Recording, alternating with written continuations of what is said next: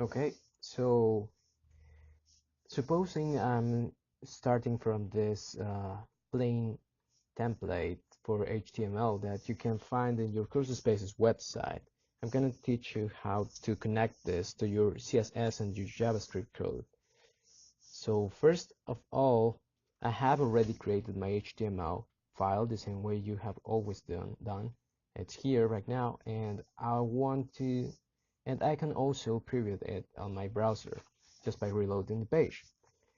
So first I want to create my new CSS file. So I'm going to file, new file, and I create this new file and I save it as, let's say, assignment 4.css. Okay, so we have now two files. Let's do something with the CSS file. For example, let's create a rule for the body where it says, well, let's change the background color to green. So right now, and let's add some dummy contents to the body. Right now, if I preview this, you can see dummy contents, but the CSS is not appearing anywhere. That's because I haven't connected yet this CSS file to my HTML. We do that inside the head. So we use the link tag. So it says link rel style sheets. This is mostly optional. It's good to have it there. And href is going to point to our CSS file. So here I'm going to add assignment 4.css, the name of the CSS file I created, and now they are connected. That's why I now get my rules applied. Now we can do the same with the JavaScript file. We can create a new file, we can save it as, let's call it assignment 4.js for JavaScript. Save, okay. And now we have three files. And actually, let me change the layout here so you can see everything that's happening. Okay, not here. Okay, looks better. Okay, so let's do something like something similar to the assignment. Let's create a button. So we have this button. Wait, no, this is not the way we do it. It's an input type button.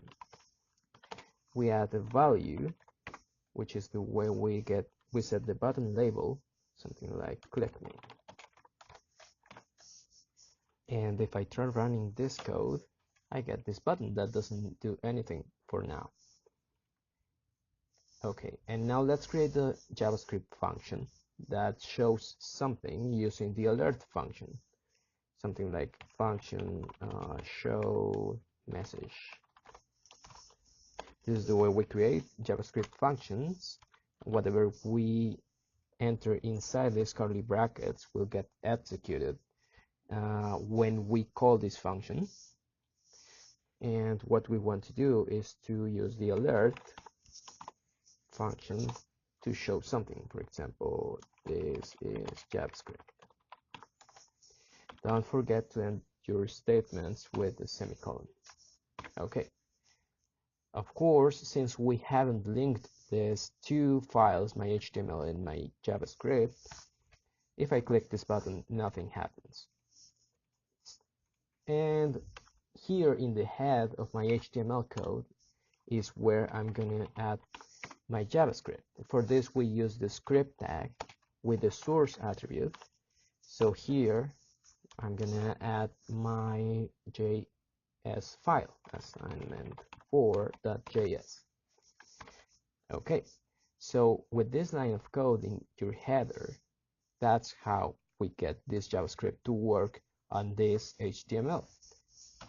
Now, if I click this, well, nothing happens yet because there's one thing we're missing. So inside this button, we need to add the onClick attribute. And here we're telling JavaScript to run a function when you click the button. In this case, you need the name of the function, which is show message. And now we get everything working. So we click the button, the function gets called, and whatever we want it to do gets executed. Now we can work with user input as well. So I'm going to add a text box, something like input, and I'm going to add a line break here.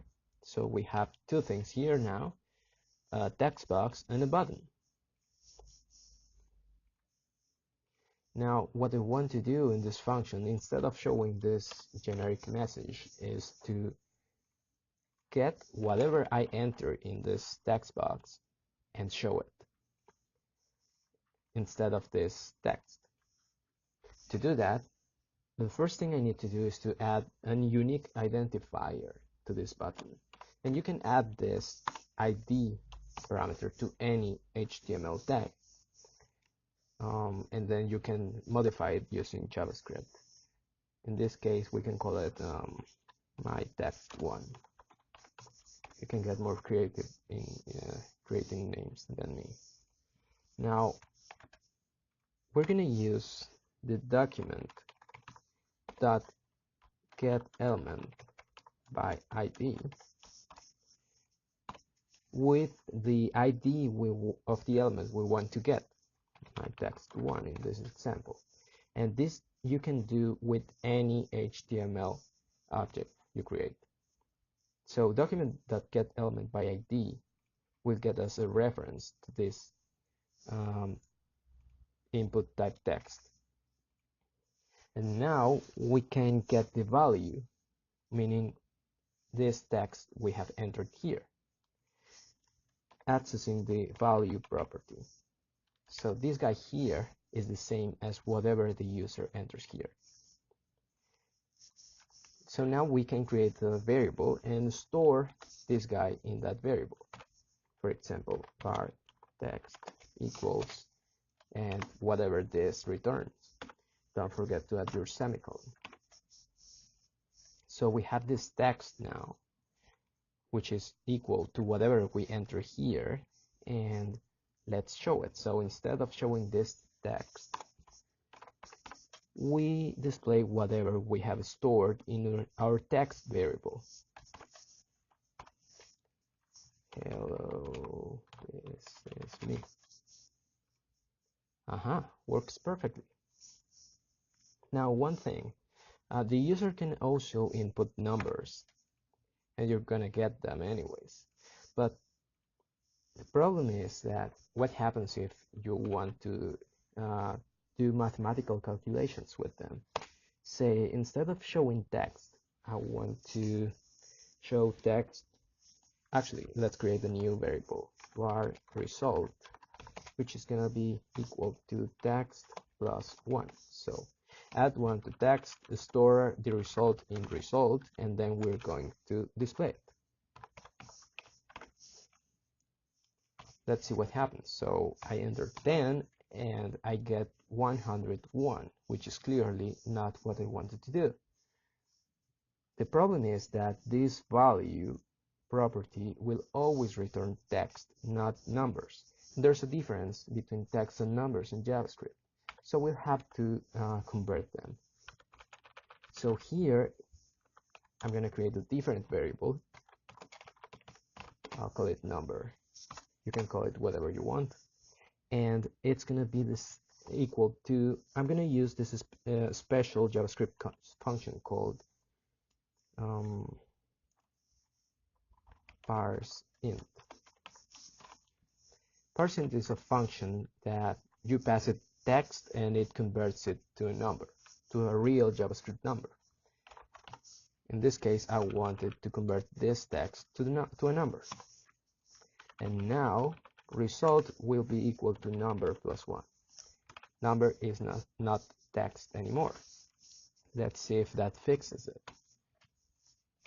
Then click me and we get 11.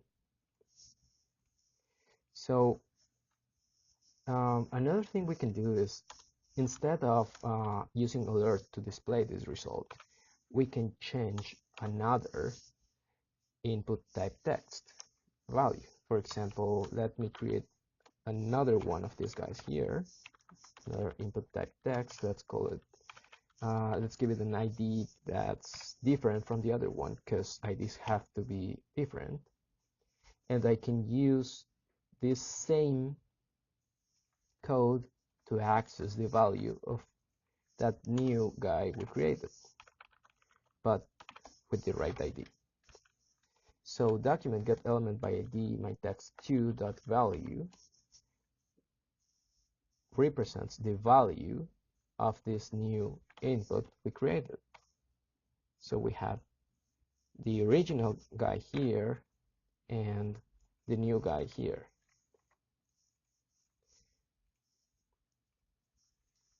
Now what I want to do is to modify the value property of this input type text, of this text box.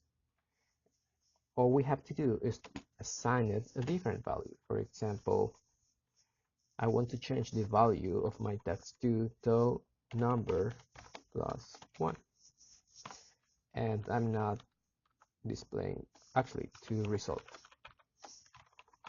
which is the same thing. And I don't want to show this on alert box anymore. Let's see what happens now. So I enter 10, I click, and the value of the other text box gets modified. And then you can just keep using this kind of code to grab, if you need different text boxes, you can use the same code to grab their numerical value, store it in different variables, and do whatever you want with them.